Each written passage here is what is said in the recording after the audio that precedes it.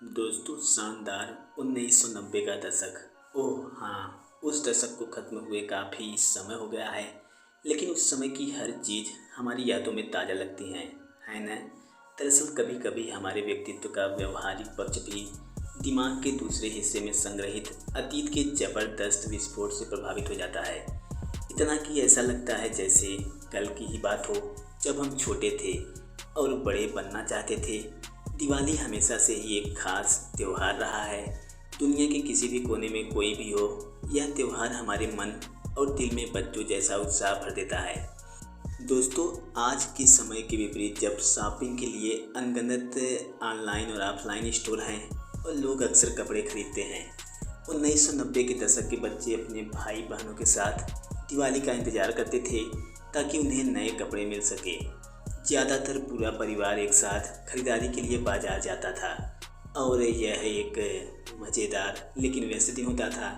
मज़ेदार इसलिए क्योंकि इस यात्रा के दौरान परिवार को बाजार में स्थित खाने पीने की दुकानों पर भी जाना पड़ता था। दिवाली पर खरीदे गए कपड़े आमतौर पर स्कूल ड्रेस के अलावा साल में दूसरे जोड़े नए कपड़े होते थे। साल की पहली ड्रेस जन्मदिन के लिए होती थी, लेकिन अगर घर का कोई बच्चा अर्धवार्षिक परीक्षा या टेस्ट में खराब अंक लाता है तो कपड़े उसके पिता द्वारा खरीदे जाते थे और मार्केटिंग डे सजा के तौर पर नहीं होता था।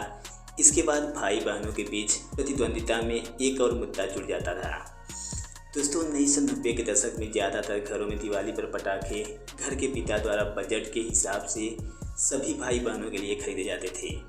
इसलिए पटाखों की मात्रा चाहे कितनी भी हो, सभी भाई बहनों को आपस में बांट कर काम चलाना पड़ता था। भाई बहनों के बीच झगड़े और बड़ों द्वारा छोटों को ज़्यादा पटाखे देने या इसके उलट बड़े द्वारा छोटों को ज़्यादा पटाखे देने को लेकर शोर शराबा इस दशक में आम बात थी। अंत में शांति स्थापित करने के लिए माँ को हस्तक्षेप करना पड़ता था। यह तो एक शांतिपूर्ण प्रक्रिया हो सकती थी या माँ द्वारा पीटे जाने वाला शांति स्थापित करने वाला पहला तरीका। बहुत कुछ माँ के मूड पर भी निर्भर करता था। यह दोस्तों कितनी प्यारी यादें हैं ना। घर की साफ सफाई और सजावट का यह काम हमेशा बच्चों को दिया जाता था। भाई बहन इसके लिए गमलों और दियों की संख्या बांटते थे। गमलों और बालकनी की रेलिंग को रंगना एक सामान्य काम था, लेकिन दियों को रंगते समय रचनात्मकता की पूरी भावना को उजागर करने की कोशिश की जाती थी। सच है ना। इसके अलावा रंगोली के लिए अगर परिवार में दो बहनें होती थी तो दो रंगोली और इसी तरह की अन्य चीज़ें हुआ करती थी। यह टाइटन्स का अंतिम टकराव भी हुआ करता था। दोस्तों, 1990 के दशक में दिवाली साल का सबसे बड़ा त्यौहार था और इसीलिए इसकी तैयारी बड़े पैमाने पर की जाती थी। आज के विपरीत जब लगभग हर चीज़ मिठाई की दुकानों और सुविधा स्टोर से खरीदी जाती है, पुराने ज़माने की माएँ कम से कम 15 दिन पहले से ही त्यौहार की खास मिठाइयाँ और नमकीन चीज़ें तैयार करना शुरू कर देती थी। वो दिन याद करें दोस्तों, जब आप और आपके भाई बहन शाम को खेलने के बाद घर वापस आते थे और माँ द्वारा बनाए जा रहे पकवानों की खुशबू से आपका स्वागत होता था। वो स्वर्ग जैसा था ना। आजकल दादा दादी से त्योहारों पर उपहार लाने की अपेक्षा की जाती है, लेकिन उन दिनों में बच्चों को आमतौर पर दादा दादी से मामूली राशि ही मिलती थी, लेकिन फिर भी इसके लिए बहुत उत्साह होता था।